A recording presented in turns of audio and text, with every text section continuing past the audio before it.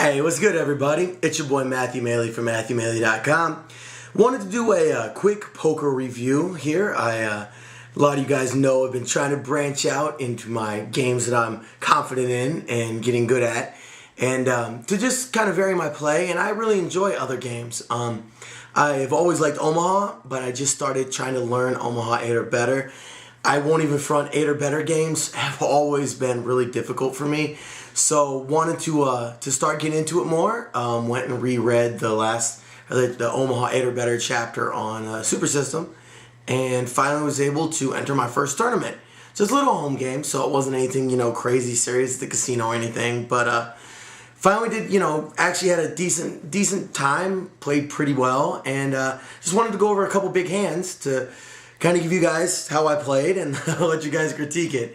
So there's a big transition. Anybody out there who plays Omaha or Omaha 8 or better that didn't ever play Hold'em or played Hold'em after is in a way better position than if you started playing Hold'em and then went to Omaha 8 or better, because all those little nuances of the game of Hold'em, some of them carry over, but other ones don't at all. You pick up aces in Hold'em, you feel golden. You feel you're not folding unless something silly comes up, some silly straight, some silly flush, something like that. You're not folding. Well, you know what I mean. So in Omaha, aces don't mean anything. It's funny. It's definitely something that's taken some time to get used to. And in my opinion, there's no better way to learn than by actually doing it. So that's why I wanted to get a game together to actually play some. So speaking of the aces, the reason I bring that up is I actually had two hands where on both hands I lost a pretty good pot when my aces got drawn out on. Sadly, neither time did a low eventuate and nothing came on the high, so I ended up trying to have my aces hold up. And of course, everybody knows in Omaha, one pair, even heads up, is pretty tough to have, hold up through the river. So I ended up, had few people. We didn't have a very big turnout, but played decently through the first part of it. Ended up, I wasn't making any big moves. I made like one or two bluffs, but for the most part, I was just playing my equity in my hands and trying to get, good value for my cards. But I'll be the first to admit, I had more than a couple times with hands that I either shouldn't have called with, should have raised with, I should have let go completely. So I definitely have a long way to go with it. But had one hand with aces where I raised pre-flop, actually potted it. We were playing pot limit. I actually potted it and got called. They flopped two pair. Thankfully, a flush draw came, so the betting was pretty light. I was a little scared just by what hit the board and how this guy was. We were the whole night. He's one of my real close buddies for poker.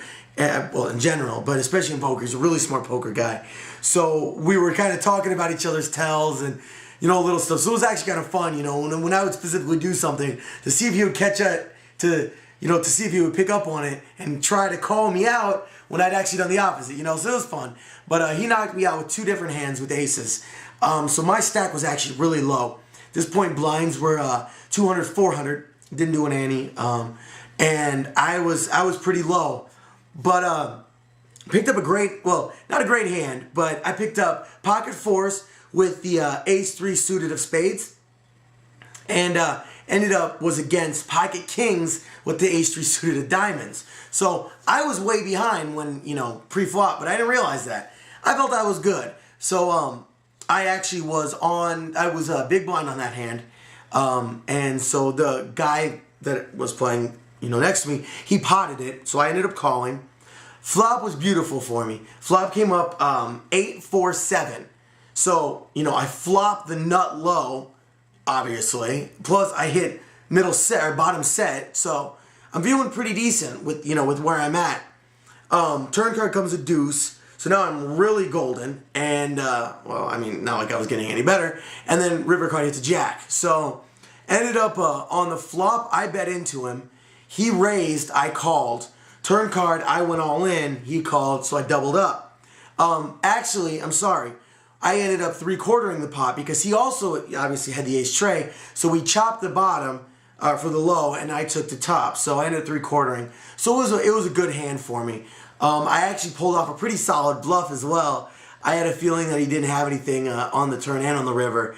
And I checked on the turn and ended up making a pretty good sized bet on the river. Kind of use that same little mind game we were talking about, how usually with PLO players, if they take a while to kind of sit there and look at it, a lot of times they're posturing. Whereas in Hold'em, that's like the standard. You know, you usually take 20 or 30 seconds for each play. Whereas in PLO, it's such a fast-paced action game. Stuff like that is often a tell.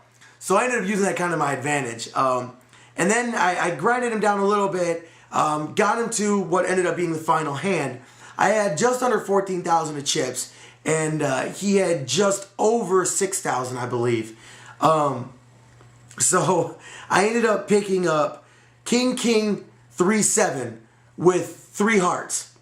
So, I mean, not a great hand by any means, but I felt good about it for some reason. I don't really know why. And a couple times during the night, you know, if I had a hand that was just high or just low, which granted I did have 2 low cards, but they weren't good low cards. A couple different times through the night, I tried to isolate, you know, against one person and push hard. Obviously, I was heads up, so I was only against one person. So I figured I might as well play it, see what happens. So I didn't realize at that point, but I was up against 9, 10, Queen, 4, 3 diamonds. So any red comes up one way or the other. Somebody was getting a flush. But so I ended up, I was on the button. I potted it. He called. Flop came up 7, Queen, 9. So he flops 2 pair. I flop an overpair. I honestly don't put him on anything by how he bets. I put it that he's posturing. So he bets, I pot, he repots, I repot, so that puts them all in. Or maybe it was on the other one. We just kept saying pot until all the money was in the middle. But I found out that I was really behind where he had 2 pair, and I needed, you know, I was in trouble. I needed to get the 7, the 9, or cut a couple kings or something.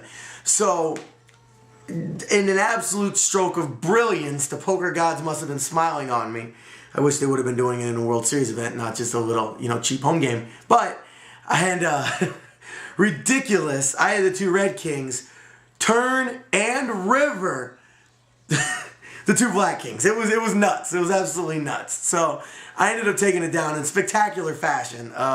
Pulling 4 of a kind, you know, to win a tournament's never a bad thing. So it was kind of crazy, especially to be drawn as thin as I was. You know, it was definitely pretty cool. So that was my my first Omaha 8 or better experience. Went pretty well. I mean, I won the tournament, but I definitely have a long way to go. You know, in Hold'em, it's second nature to me. You know, I don't even have to think about it. Any 2 cards I get, I know what I'm going to do.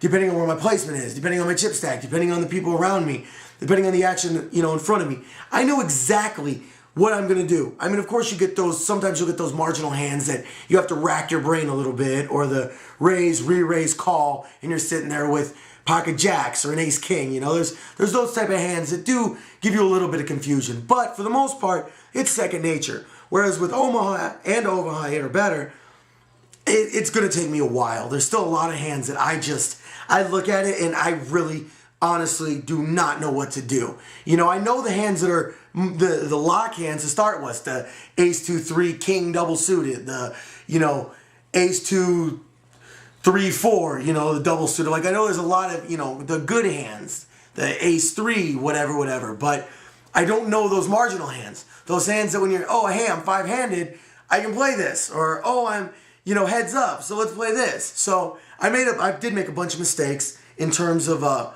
just hands I shouldn't have gotten even involved in that ended up burning me. Plus, I got to get better at calculating pot size super quick, because as I was saying, PLO is an amazingly fast game. And, you know, if I say pot and then he says pot, now I got to figure, okay, well, what does that mean for my pot? So it definitely takes a lot. But it was a lot of fun. I found a new thing to definitely get into. I'll still be playing some Hold'em, but I can tell you I'll be playing a lot more PLO. PLO is definitely my favorite game right now, and I'm definitely going to be doing a lot more. Plus, shout out to my dude Bill. He really helped last night, not only teaching the game, but also breaking down all the pots, because my mind was not running very well. Guess the hamster wasn't running fast enough. But we're actually going to be running almost like some poker classes and learning all the games. Getting better on my 7 card, getting better on my deuce to 7, both straight and triple draw.